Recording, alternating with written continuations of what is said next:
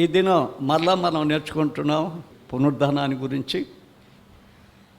ఇక్కడ మనం చూస్తే దారి తప్పి దరికి చేరలేక దూరమయ్యే బిడ్డల్ని దేవుడు దరికి చేర్చుకుంటాడు. ఆయన తప్పకుండా చేర్చుకుంటాడు.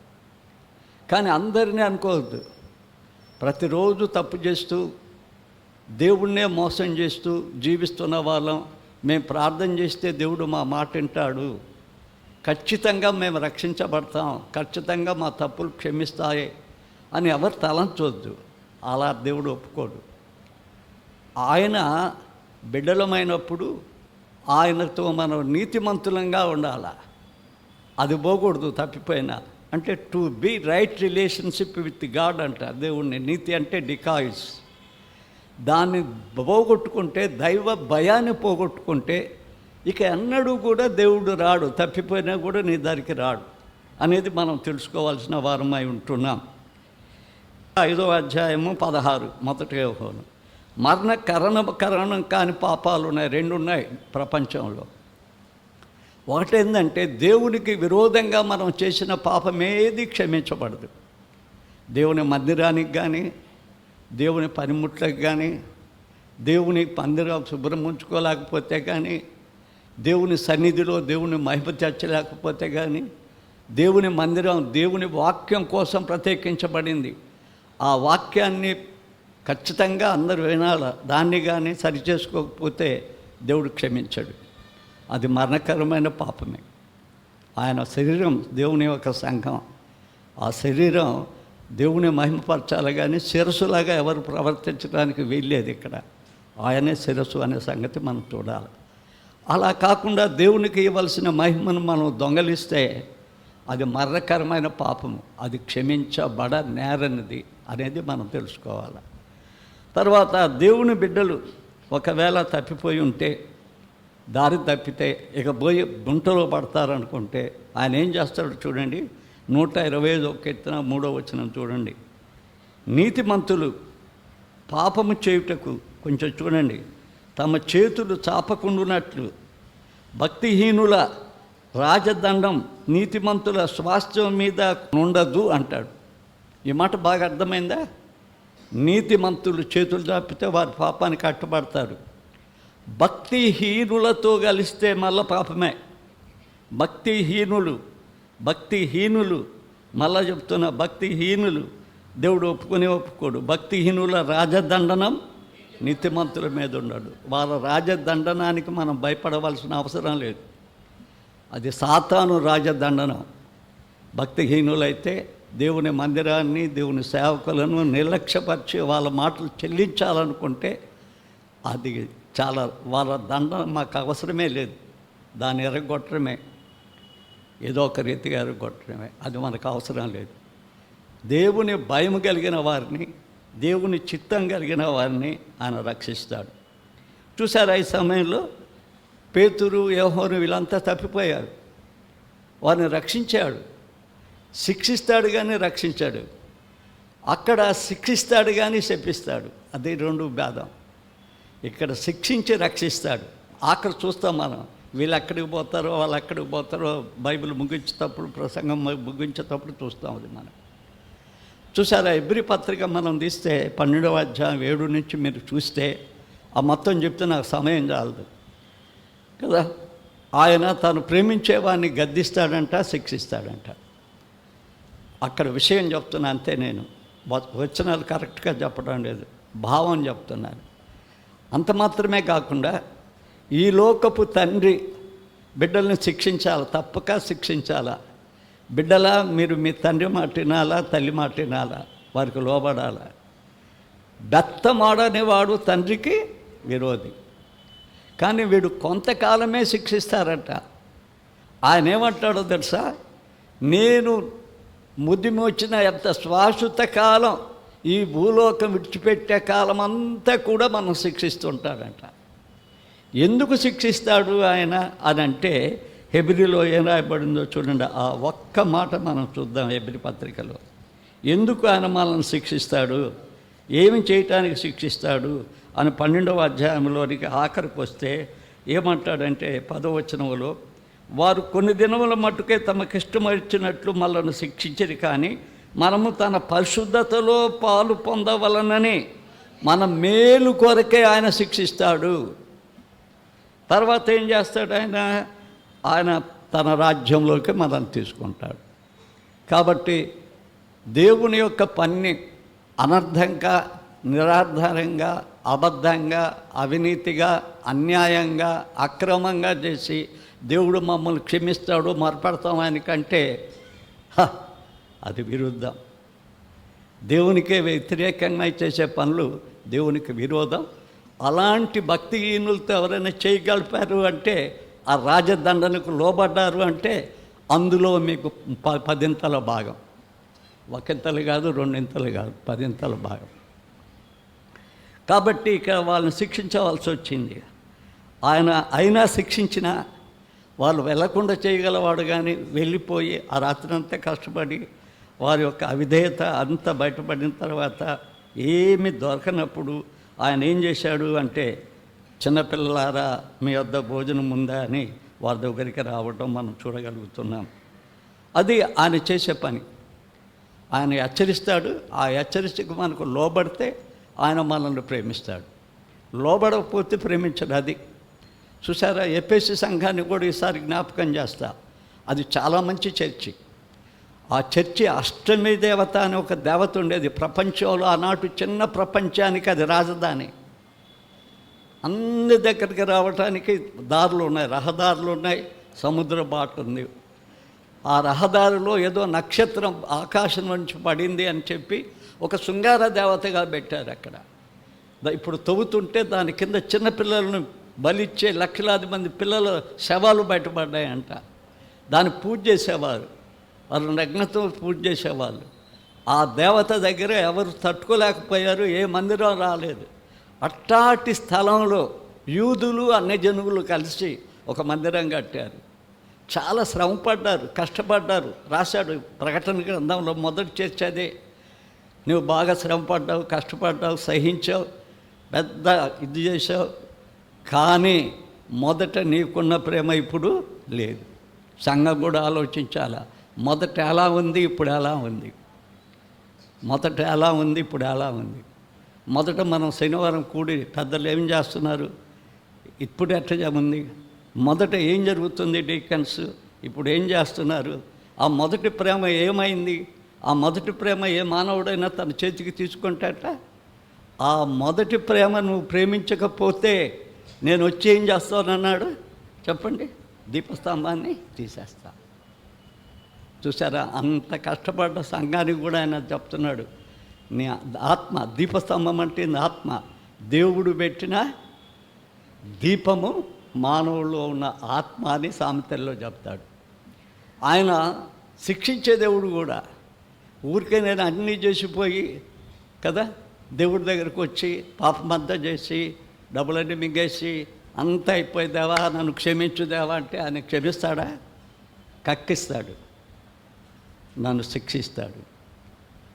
నన్ను ఎక్కడికి అప్పగిస్తాడంటే లాస్ట్లో చూస్తాం, అది పాతాళ కాపరికి అప్పగిస్తాడు. పాతాళంలో కాపరి సైతాన్. కాబట్టి బిడ్డలారా జాగ్రత్త. మనం దేవుని పట్ల తప్పు చేయకుండా ఉండటానికి ప్రయత్నం చేసి, ఉన్న తప్పులు మనం ఒప్పుకుంటే శిక్షిస్తాడు, కానీ బిడ్డగా నీకున్న అధికారాన్ని మాత్రం ఆయన తీసేయడు. పేతురేహంలోకి తీసేయలేదు. నా బిడ్డలారా అని అక్కడికి వస్తాడు. అక్కడ అడిగిన మాట ఏంటంటే, నీవు నన్ను ప్రేమిస్తున్నావా అన్నాడు. ఎందుకు మొదటి వచనంలో ఆ 16వ వచనంలో మనం చూస్తే ఏమని రాయబడి ఉందంటే, వీరికంటే ఎక్కువగా నన్ను ప్రేమిస్తున్నావా. ఇక మిగతా 5 కంటే ఎక్కువగా నువ్వు నన్ను ప్రేమిస్తున్నావా. ఎందుకు అడిగాడు ఈ మాట? ఎందుకు అడిగాడు ఎప్పుడన్నా మనం గుర్తు చేసుకున్నావా? చూడండి ఒకసారి మత్తయి 26:23. ఇంకా అక్కడ కింద చూడండి, పైన చూడండి. అందుకు పేతురు, నీ విషయంలో అందరూ అభ్యంతర పడినను అని ఉంటుంది చూడండి, పైన కిందను. అందరూ అభ్యంతర పడినను నేను అభ్యంతర పడను అనే మాట 23వ అధ్యాయంలో ఉంటుంది. 23వ అధ్యాయంలో అభ్యంతర పడను. కదా. పేతురు అక్కడక్కడ డాంబికంగా మాట్లాడేవాడు. ఆయన కఠినంగా మాట్లాడతాడు మన దేవుడు, హృదయాలతో మాట్లాడే దేవుడు. ఎప్పుడు కూడా వాక్యం మనకు గుచ్చుకున్నట్టుంటుంది కానీ బలం చాలా తేటగా ఉండదు. ఎందుకంటే ప్రేమించేవాడు గాయం చేస్తాడు కానీ స్నేహితుడు గాయం చేస్తాడు. పగవాడు ఏం చేస్తాడు? లెక్కలేనని ముద్దులు పెట్టుకుంటాడు. ఆయన గాయం చేస్తాడు. కాబట్టి పేతురు చాలా మాట్లాడతాడు. వారు వెళ్ళిపోయి మరి ఎన్నడూ కూడా యేసుప్రభువుని వెంబడించలేదట. 6వ అధ్యాయం, యోహాను 6వ అధ్యాయం 60వ వచనం నుంచి చూడండి. తర్వాత 60లో ఏం చెప్తాడో తెలుసా? మీరు కూడా వెళ్ళిపోండి అంటాడు శిష్యుల్ని. మీరు కూడా వెళ్ళిపోండి, మాట వినలేని వారు కదా, దేవుని మాటకి ఇవ్వాల్సిన రెస్పెక్ట్ ఇవ్వలేదు వాళ్ళు. మీరు కూడా వెళ్ళిపోండి అన్నాడు. అప్పుడు ఆయన ఏం చెప్పాడో తెలుసా? ఒక శ్రేష్టమైన మాట చెప్పాడు పేతురు. మేము ఎక్కడికి వెళ్తాం ప్రభా? నీవు జీవ జలపు ఊటలో మాట గలవాడవు అంటాడు. చూడు, చాలాసార్లు చాలా సాక్ష్యం చెప్తాడు ఆయన, కానీ ఇక్కడ తప్పిపోయాడు. అందుకని ఏం అడుగుతున్నాడు? వీరికంటే నీవు నన్ను ఎక్కువగా ప్రేమిస్తున్నావా?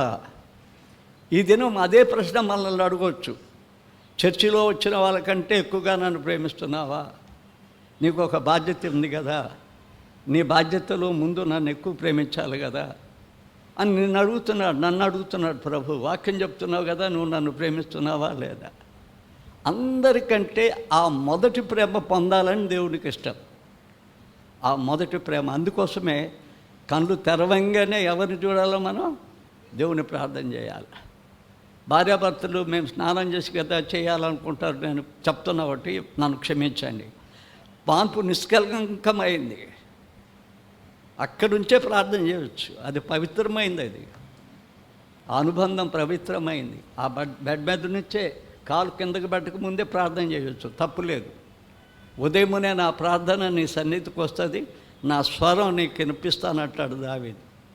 ఉదయకాలమే దేవా, ఈ దినం మాకు వస్తే శోధనలను తప్పించు, మమ్మల్ని విడిచిపెట్టు, అలాంటి దానిలో మేము పడిపోకుండా చెయ్యి. నీతిమంతుడు పాపం చేయటానికి చేయి చాపినా వాళ్ళని చేయకుండా చేసేవాడు నువ్వే కదా నాయన, మాకు సహాయం చేయమని అడగటంలో తప్పులేదు. ఎందుకంటే మనం ప్రతిదినము శుద్ధి చేయబడాలి కాబట్టి ప్రతిదినం ప్రార్థన. ఉదయకాలం కళ్ళు తెరవంగానే మనం దేవుని ముఖం చూడాలి. భర్త ముఖం, భార్య ముఖం, బిడ్డల ముఖం కాదు, దేవుని ముఖం చూడాలి. ఆయన మనల్ని జీవించే జీవితంలో ఆ దినం ఎదుర్కోవాల్సిన శోధనల్ని మన జీవితంలో తప్పిస్తాడు.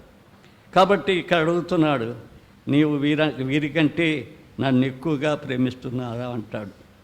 ఇప్పుడు రెండవదిగా మనం ప్రేమ చూద్దాం. ఫస్ట్గా ప్రేమ అంటే ఏంది? చాలాసార్లు ప్రేమ అంటే మనకు వ్యామోహంలాగా ప్రేమ అంటాం, ఏదో మనం దేవా నేను ప్రేమిస్తున్నాం అంటాం. కానీ అది సరిపోద్దా? అది సరిపోదు. ఆయన చెప్పాడు, నీ పూర్ణ హృదయంతో, నీ పూర్ణాత్మతో, నీ పూర్ణ వివేకంతో ప్రేమించమన్నాడు. అది చాలా బలమైన ప్రేమ. అసలు ప్రేమ యొక్క సంగతి ఏందో తెలుసా? 1 కొరింథీ 13వ అధ్యాయం 13వ వచనం ఎప్పుడన్నా చూశారా? ఏమంటాడు? కాన విశ్వాసం, నిరీక్షణ, ప్రేమ, ఈ 3 పరలోకంలో నిలుస్తాయంట. వీటిలో శ్రేష్టమైనది ప్రేమ. ప్రేమకు మరణం లేదు, ప్రేమ శాశ్వతమంది. అందుకే పరమగీతాల్లో ఏమంటాడంటే, ప్రేమ అన్నిటికంటే గొప్పదే కాదు. ప్రేమ అనే మాట అంతరాత్మ, అంతర్భావాలు తెలియాలంటే మనం ప్రేమలో మరణము కంటే బలమైందని రాస్తాడు. ఇంకా 18:6-7 రాస్తాడు, అగాధ సముద్ర జలాలు ప్రేమను ఆర్పలేవు, ప్రవాహములు దానిని ముచ్చలేవంట. ప్రవాహాలు, ఏదైనా బురద, ఎవరైనా చెడు, ఎవరైనా సాడీలు, ఎవరైనా లేనిపోని నేరాలు మీ మీద మోపిన ఆ బురద, మనుషులు వేసే బురద నేను ముంచలేదు. ప్రవాహం రాదు, లోకం నీ మీద పడదు. నీ మీద వచ్చే ఈ బురద అంతా కూడా నీ మీదకి నేను రానేను. ఆ నది ప్రవాహాన్ని కూడా నేను తోసేస్తాను. చూసారా ఆయన ప్రేమ ఎలాంటి ప్రేమో, ఎంత నిష్కలంకమైన ప్రేమ మనం చూస్తున్నాం. ఇప్పుడు పోదాం, 1 యోహాను పత్రికలోకి పోదాం. ఆయన ప్రేమను గురించి కొన్ని విషయాలు మనం తప్పకుండా తెలుసుకునవలసిన వారమై ఉన్నాం. 4వ అధ్యాయంలో 4వ వచనం నుంచి మనం చూస్తే, చిన్నపిల్లలారా మీరు దేవుని సంబంధాలు, మీలో ఉన్నవారు లోకంలో ఉన్నవానికంటే గొప్పవాడు కనుక మీరు వారిని జయించి ఉన్నారు. వారు సంబంధులైనట్లుగా మాట్లాడరు, లోకము వారి మాట వినును. మీరు దేవుని సంబంధులు అని రాయబడింది. దేవుని సంబంధులు అంటే అక్కడ ఒక ఎఫెసీ 5:1 ఉంది, ఆయన ప్రేమ స్వరూపి. మనం దేవుని సంబంధులం అంటే మన హృదయాలు ప్రేమ ప్రసార కేంద్రం కావాలి, ప్రేమ ప్రసార కేంద్రం కావాలి. ఇప్పుడు ఇంకా 7 నుండి చూద్దాం. ప్రియులారా మనం ఒకరినొకడు ప్రేమించుతాం. ఎలాగో? ప్రేమ దేవుని మూలంగా, అది ప్రేమ దేవుని మూలంగా కలుగుతుంది, మనుషుల మూలంగా కలుగుతుంది అనుకుంటున్నాం మనం. మనుషులు ప్రేమిస్తున్నాము నిన్నని చెప్పి చంపేస్తున్నారు, స్నేహితుల్ని చంపేస్తున్నారు. ప్రేమిస్తున్నామని చెప్పి ఏదో చల్లి వాళ్ళు నాశనం చేస్తున్నారు, పెట్రోల్ పోసి తగలబెడుతున్నారు, సహజీవనం అంట ముక్కలు చేసి ఫ్రిడ్జ్లో పెట్టేస్తున్నారు. ప్రేమ దేవుని వల్ల కలిగింది, ఆ ప్రేమ కావాలా మనకి. దానికి ఏమంటారు తెలిసే? గ్రీకులో ఆగాపే అంటారు. ఫిలాసు అంటే మోహ సంబంధమైన ప్రేమ, అది కాదు. ఆగాపే అది ప్రాణాన్ని పెట్టే ప్రేమ. దేవుడు ప్రేమామయుడు అంటే అర్థం ఏంటి? ఆయన మన కోసం ప్రాణం పెట్టాడు. అదే 10వ అధ్యాయం మనం చూస్తే యోహాను సువార్తలు చూద్దాంలే అనిక, ఆయన మనల్ని ప్రేమించాడు. గొర్రెలం మనం, తన గొర్రెల కోసం ఆయన ఏం పెట్టాడు? ప్రాణం పెట్టాడు. నాకు ఎప్పుడు ఎప్పుడు చెప్తుంటాను అనుకుంటామంటే, ఎఫెసీ 5:2 ఆయన మనల్ని ప్రేమించి మనము పరిమళ వాసనగా ఉండాలని ఏం చేశాడు? బలిగా. మీరు కంపు కొడితేట వ్యామోహపు కంపు, ఆర్థిక కంపు, దొంగ కంపు, ఎన్ని కంపులేంటి? మన ఇంటి నిండా ఈ కంపులే ఉంటే ఎట్టా? ఆయన నిన్ను పరిమళ వాసనగా చేయాలని, ఒక మంచి పరిమళ వాసనగా చేయాలని ప్రేమించాడు. ప్రేమ అంటే మనకు తెలియాలి ఏంటంటే అది పరిమళ వాసన అని మనకు తెలియాలి. అందుకే ప్రియులారా ఇక్కడ మళ్ళా అంటాడు 8వ వచనమే, దేవుడు ప్రేమాస్వరూపి. 1 యోహాను అట్టే ఉంచుకోండి. దేవుడు ప్రేమాస్వరూపి. ప్రేమ లేనివాడు దేవుణ్ణి ఎరగడు. మనం ఆయనను ద్వారా జీవించుచున్నట్లు దేవుడు తన అద్వితీయ కుమారుని లోకములోనికి పంపాను. దీనివలన దేవుడు మన యందు ఉంచిన ప్రేమ ప్రత్యక్షపరచబడింది అంటాడు. ప్రత్యక్షపరచబడింది అంటాడు. ఇదే అధ్యాయం 17, 18, 19 చూద్దాం ఏమంటాడో చూడండి.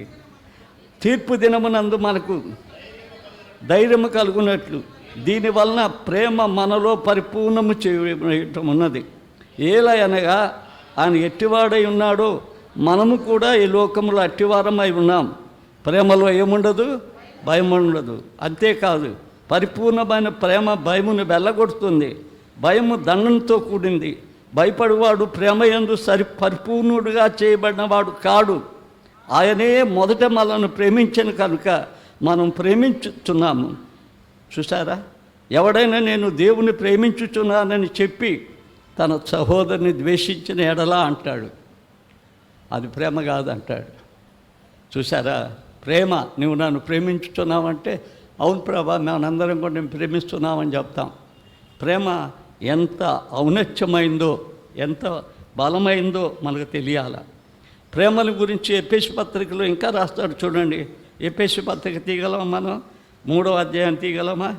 17 నుంచి చూద్దాం.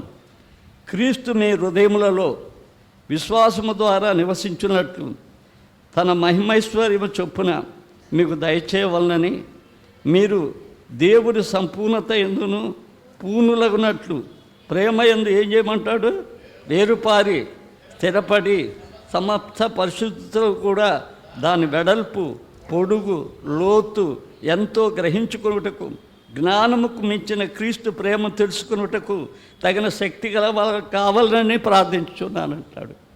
లోతు అంటే జిగట మట్టి అనే బురదలో పడిపోయిన వాళ్ళం మనమందరం. మీరే కాదు, నేను కూడా.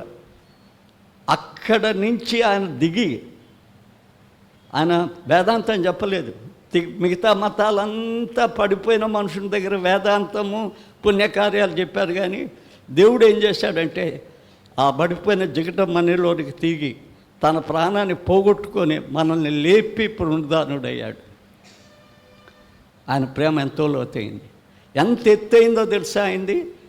నీ ఒక్క జాతిని లేకపోతే నీ ఒక్క సంఘాన్ని రక్షించడానికి రాలా. ఆయన ప్రేమ అంత ఎడలిపోయింది. లోకమంతా కౌగిలించుకోవాలి, ఆయనకు లోకమంతా రావాలి. అయ్యమ్మలు కొండల్లో పనిచేస్తున్నారు. ఈ దినం ఒక బిడ్డ మన నెల్లూరు నుంచి బీహార్కు పోతున్నాడు. కుటుంబం ఇంటికి వచ్చి ప్రార్థన చెప్పించుకొని పోయాడు. తన కుటుంబం బీహార్లో పనిచేయాలని. చాలా సంతోషం వేసింది. ప్రార్థన చేశా. నాకు తెలిసిన కుర్రోడు చిన్నప్పటి నుంచి సమర్పించుకొని బీహార్ వెళ్ళిపోతున్నాడు.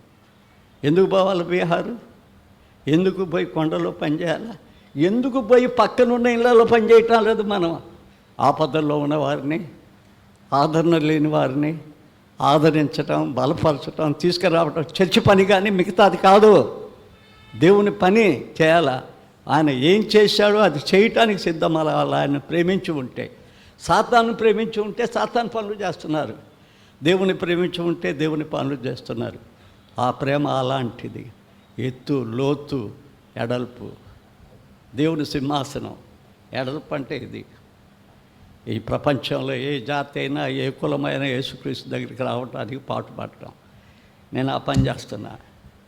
ఒక కులం కాదు, మతం కాదు, అనేకులను యేసుక్రీస్తు ప్రభు దగ్గరికి చేర్చాలని. పల్లెలకు వెళ్తున్నా, టౌన్లోకి వెళ్తున్నా. అందుకు మాకు చెప్పగలిగింది నేను. ఎక్కడికో వెళ్తున్నా. మన ఒంగోలు చర్చికి వెళ్ళాను. అది కూడా బాప్టిస్ట్ చర్చ్, పెద్ద చర్చ్.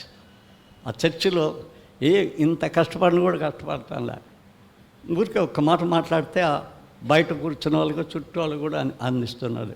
ఏదో పెట్టారు కానీ కొన్ని అంత పవర్ఫుల్ సెట్ పెట్టుకోగలిగారు వాళ్ళు, ఆ చర్చ్ వాళ్ళు. కాబట్టి మనం కూడా అనేకులకు సువార్త అందించడానికి సిద్ధంగా ఉండాలి. అది మన పని. మనం దేవుడు ప్రేమిస్తుంటే, సైతాన్ని ప్రేమిస్తుంటే కాదు. మనం ఇంకా చూద్దాం. ప్రేమలో ఏముంది? ఏమి ప్రేమలో మనం నేర్చుకోవాలా? ఆయన ప్రేమిస్తున్నాము అంటే మనం ఏమి నేర్చుకోవాలా? ప్రేమలో ఏముంటుందంటే అస్సలు స్వార్థం ఉండదు. ప్రేమలో ఉండేది ఏంటంటే స్వార్థం ఉండేవాడు ఎవడు ప్రేమ కాదు. తనకై తాను ప్రేమించేవాడు స్వార్థపరుడు. ప్రేమ స్వార్థాన్ని చంపేస్తుంది. ఒకడు వస్తాడు, మన ఇంటి దగ్గర నిలబడతాడు, మనకు డబ్బులు లేవు, కొంచెమే ఉంటాయి. అయ్యా నేను ఫీజు కట్టకపోతే పరీక్ష రాయని అంటాడు. ఇచ్చేయాలి, అది తప్పకుండా ఇచ్చేయాలి. నీకు ఎట్టొస్తుందో ఎట్ట బతుకుతుందో తర్వాత సంగతి అది. స్వార్థం ఏంది? స్వార్థం అనేది స్వనీతిని ప్రకటించి స్వనీతితోటి సొంత అక్రమాన్ని నేర్చుకొని ఆఖరికి తాను తన కుటుంబం దొల్లిపోతాయి. చూసారా, పౌలు అట్ట అయిపోయాడు, అననీయ సఫర్యాలు అట్ట అయిపోయారు. వీళ్ళందరూ ఎక్కడికి వెళ్ళిపోయారు? చర్చి చరిత్రలో కూడా లేకుండా పోయారు. చర్చి చరిత్రలో కూడా లేకుండా పోయారు. అక్రమం రాయవలసి వచ్చి చరిత్రలో. కాబట్టి ప్రేమలో స్వార్థం ఉండకూడదు. ప్రేమ అనేది ఏంటంటే నిర్మలమైంది. దేవుని ప్రేమ నీ హృదయంలో స్పందిస్తేనే కానీ నువ్వు ప్రేమించలేవు ఇతరులని. ప్రేమ అనేది ఇంకా ఒకటి ఏంటంటే, ప్రేమకు ఏం తెలుస్తుందంటే ఇవ్వటం తెలుస్తుంది. ఇవ్వటం ప్రేమకు నేర్పిస్తుంది. ఆ ఇతరులకు ఇవ్వటం ప్రేమ నేర్పిస్తుంది. ప్రేమలో ఇంటికి పోయి చదవండి. అన్నీ చెప్పను, కొన్ని చెప్తాను, టైం చాలదు. రాసేటప్పుడు అన్నీ రాస్తాను. ప్రేమల గురించి ఆ మొదటి కొరింథీ పత్రిక 13లో 4వ వచనములో నుంచి చాలా రాస్తాడు. అందులో ఏం రాస్తాడు తెలుసా? ఒక 3 చెప్తాను. ఈ దినం అన్నీ కొంచెం కలుపుతాను. ప్రేమలో స్వప్రయోజనం ఉండదంట. ప్రేమలో స్వప్రయోజనం ఉండదు. నేను దేవుణ్ణి ప్రేమిస్తున్నానంటే నా స్వప్రయోజనం వెళ్ళిపోద్ది. ప్రేమలో స్వప్రయోజనం ఉండదు. అది ఉంచుకోదు. ప్రేమలో నా అనే కేంద్రం అసలే ఉండదు. నా నా నా నా నేను చేయాలా, నాది, నా అనేది కొట్టవేయబడుతుంది. అపోస్తుడైన పౌలు యేసుక్రీస్తులోనికి వచ్చినప్పుడు అది వరకు నేను అనుకునేవాడు, నేను పెద్ద దగ్గర చదివాను, గమనేలు పాదాల దగ్గర నా పేరు రాజు పేరు కదా, రాజు పేరు, సౌలు పేరు నా పేరు, నేను అనిందుడిని ధర్మశాస్త్ర ప్రకారంగా నేనని చెప్పుకునేవాడు. యేసుక్రీస్తులోకి వచ్చినాక ఏమంటాడో తెలుసా? నేను క్రీస్తుతో కూడా సిలువ వేయబడి ఉన్నాను, ఇక జీవించేవాడను నేను కాను, నాలో ఎవరున్నారు? క్రీస్తున్నాడు. ఉంటే ఇట్లాంటి పనులు చేయరు కదా, ఇట్టే మనం ఆ అలాంటి పనులు చేయం కదా. క్రీస్తు లేకుండా సైతాను ఉంటే ఆ పనులు చేస్తాం మనం. సాతాను మనలో ఉంటే మొత్తం మనం స్వప్రయోజనం కోసమే జీవిస్తాం. ఒక ఆయన నాతో చెప్పాడు, 7 తరాలకు సంపాదించానయ్యా, 7 తరాలకు సరిపోయే ధనం ఉంది అన్నాడు. నన్ను కూడా ఆయన శిష్యుడిగా చేరమన్నాడు. పాపం బ్యాప్టిస్ట్ వాళ్ళు బుల్లిగిరు, నన్ను కూడా రమ్మన్నాడు. గుళ్ళు కట్టాడు, కార్లు కొట్టాడు. ఎప్పుడైనా కారు మీద పోతుంటే నేను బండి మీద పోతుంటే ప్రభాస్ చెప్తే వినవాయాను అంటాడు. ఎక్కువ కారు కథ పెట్ట అంటాడు. ఒక పెద్ద టౌన్లో ఇల్లు కట్టేశాడు, పైన చర్చి కట్టేశాడు. మొత్తం ఇప్పుడు లేకపోయి చూస్తే వేదాపాల టాక్సీ దగ్గర ఆ చర్చి కూడా అమ్మేశారు వాళ్ళు. 20 సంవత్సరాలకి మొత్తం కూలిపోయింది. 20 సంవత్సరాల తర్వాత పోతే వాళ్ళు ఎక్కడున్నారో కూడా తెలియదు. ఇప్పుడు ప్రపంచమంతా ఒక సువార్త ప్రకటించిన వ్యక్తి కుటుంబాలు లేవు. ఎక్కడికి వెళ్ళిపోయారో వాళ్ళ కొడుకులు తెలియదు, ఎందుకు వెళ్ళిపోయారో కూడా తెలియదు. మన చరిత్రలో కూడా ఎప్పుడో చరిత్ర తీసుకుని చదవకూడదు. ఇప్పుడు చరిత్రలో కూడా అలాంటి వాళ్ళు కనపడరు. ఎందుకంటే వారి స్వభోజనం 7 తరాలు. ఈ తరం సరిగా బతికితే అవతల తరానికి మేలు కలుగుద్ది. నా తరాన్ని చెడ్చి వేసుకుంటే ఇతర తరానికి చెడిపోద్ది. అది కానీ అది ఉంటుంది అని ఆశించి స్వప్రయోజనం మనం చేయకూడదు అనేది దేవుని వాక్యం మనకు బోధిస్తుంది. ప్రేమలో ఇందాక చూసాం, ప్రేమ అనేది డాంబికం ఉండదు. ప్రేమలో డాంబం, గర్వం ఉండదు. గర్వము వినాశనానికి పనికి వస్తుంది.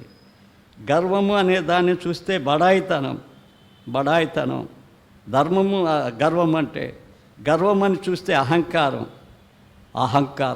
చాలా గర్వం. చాలామంది మనుషులతో మాట్లాడుతుంటే కొంతమంది చెప్తారు, గుళ్ళో కూడా మనుషులని మీరెవరు ఎక్కడి నుంచి వచ్చారు పోనీ అని కూడా తరుముతున్నారంట. అంత అహంకారం ఎందుకు ఉండాలి? మృదువైన మాట. గర్వం అహంకారమైన మాటలు, అహంకారమైన చూపులు, అహంకారమైన దృష్టి. ఈ గర్వం ఎవరిదంటే సాతానుది. దేవుని సింహాసనం కంటే నా సింహాసనం పైకి ఉండాలా? యేసు ప్రభు సింహాసనం కంటే ఇక్కడ ప్రభుదాస్ పైకి ఉండాలనుకుంటాట. ఆయన సర్వెంట్ని నేను, ఆయన వాక్యాన్ని చెప్తా, ఇంకేం చెప్పను కదా. మనం సర్వెంట్స్ అయితే ఆ అహంకారం ఏంది, ఆ గర్వం ఏంది, ఆ డంబంగా ప్రవర్తించేది ఏమిటి?